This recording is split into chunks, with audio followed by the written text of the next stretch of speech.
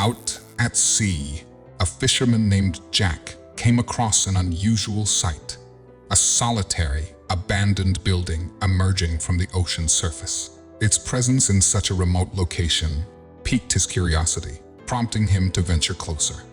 The building, battered by time and weather, stood as a silent sentinel with a story yet to be told. Compelled by a mix of intrigue and caution, Jack decided to explore the building, unaware of the historical significance of what he was about to uncover. Jack hesitated when he started to steer his boat in the direction of the strange building that just seemed to appear out of the sea. It was already very late, and night was starting to fall. He was actually on his way back to shore at that moment, back to his hotel, and Jack knew that the wisest decision was to just stick to that course. But this building was just drawing him in somehow.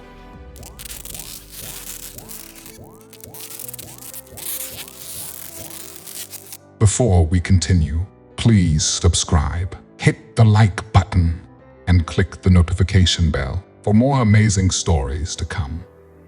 Maybe this building was private property or something.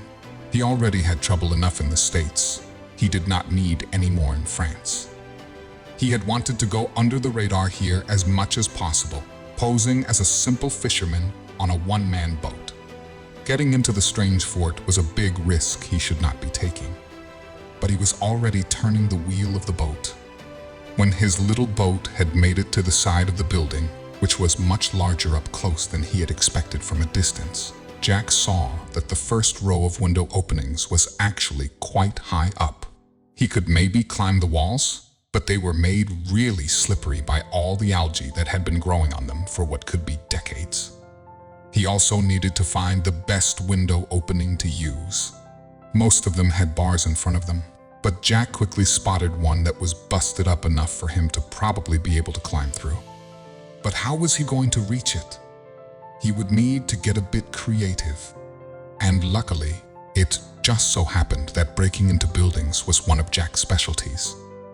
What he had on the boat was a lot of fishing nets, and all those had a very strong rope keeping the edges together. And so he cut them from one of those nets and tied a large metal hook to the side of it. Then he started to just throw the hook in the direction of the window over and over again. After about half an hour of trying and Jack completely burning his arms out, he finally managed to hook something in the window, and the rope was secured. When he finally made his way into the building, it was even darker than he had anticipated. He used the flashlight on his phone to check around the room, and he quickly noticed that every movement swept up a layer of dust. It was clear that nobody had been here in a long time, and the room was filled with a lot of interesting items. There were a lot of big things covered with old tarp. When Jack pulled it off, he saw a lot of old cannons. Suddenly, he started to better understand what this building was used for. It was most likely a fort of some sort, used to defend the coastline from enemies. But these cannons were not the only strange thing Jack was going to find in this building. Jack wanted to go to the next room. His mind started to race with other things he could find here and potentially take. But the door leading out of this room was locked, and it did not look like he could just break it down easily. Jack started to go around the room. There had to be a way out of here. He started going past the walls and quickly noticed that not everything was as structurally sound as it was when it was built. Some bricks had gotten a bit loose, and with a few firm hits, they actually managed to break loose. This was Jack's way out of here. He started meticulously taking stones out of the walls until there was a hole in the wall big enough for Jack to crawl through. He had already been shining his flashlight through it beforehand to see what was on the other side. The room was mostly empty by the looks of the things, but the door leading out of that room was actually open a bit. Jack squeezed his body through the hole and then quickly made his way to the door. He slowly opened the door to see if there was anybody or anything there waiting for him. But all he saw was the center of the fort, almost like a big arena. Jack's eyes widened as he took in the scene before him. The room was an improbable blend of history and modernity. Ancient military helmets lay scattered near sleek, unfamiliar gadgets that hummed softly in the gloom. This bizarre collection stirred in Jack a sense of wonder and confusion. How could such contrasting eras coexist in this forgotten space? Each artifact told a story, though the narrative was fragmented and enigmatic. Jack felt like a detective deciphering clues from the past and present. As Jack delved deeper, the dimming light of the setting sun cast elongated shadows, transforming the mundane into the surreal. Shapes morphed and danced on the walls, blurring the lines between reality and illusion. And Jack felt himself slipping into a world that was both familiar and utterly alien. As Jack ventured further, his flashlight beam fell upon an object that made his heart skip a beat. Tucked away in a shadowed corner lay something completely unexpected.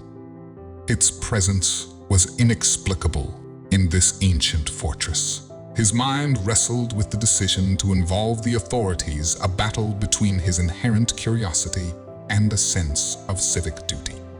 With a heavy heart, Jack conceded to his conscience. He reached for his phone, feeling the weight of responsibility. In the dim, eerie light, Jack dialed the number, his fingers unsteady. His voice, when he finally spoke, seemed to him both alien and distant, a stark contrast to the silence he had grown accustomed to. The fort's walls absorbed his words, leaving Jack feeling more alone than ever.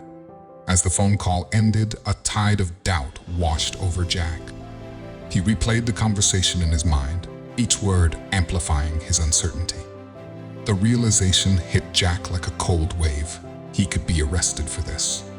Images of handcuffs and prison cells flooded his mind, fueling a growing sense of panic. His heart raced as he imagined the legal consequences. The thrill of discovery was now replaced by a deep-seated fear. This wasn't just an adventure anymore. It was a potential path to incarceration. Jack's decision was made in an instant. He couldn't risk capture.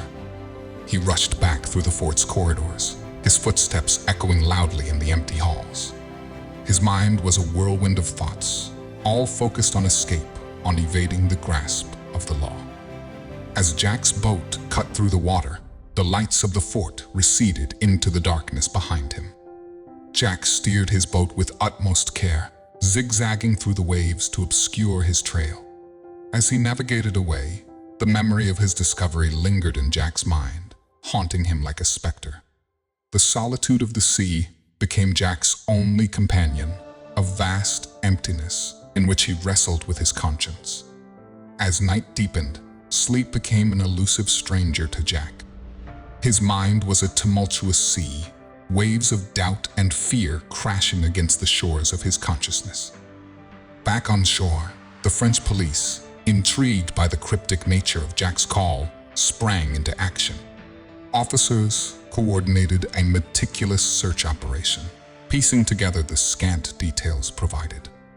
Maps were spread out and search areas marked as they prepared to scour the coastline and the surrounding waters. Police boats sliced through the dark waters, their powerful beams cutting through the night. Teams of officers scanned the sea, eyes trained for any sign of Jack's boat. As the search continued, the police began piecing together Jack's last known location. Calls were made, data analyzed, and routes traced. After days of evasive sailing, Jack's luck finally ran out. The police, through relentless pursuit and keen investigative work, cornered him on the open sea. Surrounded by a sea of flashing police lights, Jack knew resistance was futile. With a heavy heart, he cut the engine of his boat and raised his hands in surrender. Once in custody, the police formally accused Jack of trespassing and causing property damage. These accusations stung, frustrating him deeply. He tried to explain the innocence of his intentions, but the words seemed hollow even to his ears. The reality of the legal implications of his adventure began to loom large, overshadowing the thrill and curiosity that had initially driven him to the fort. Handcuffed and escorted away, Jack's head hung low, his heart heavy with regret.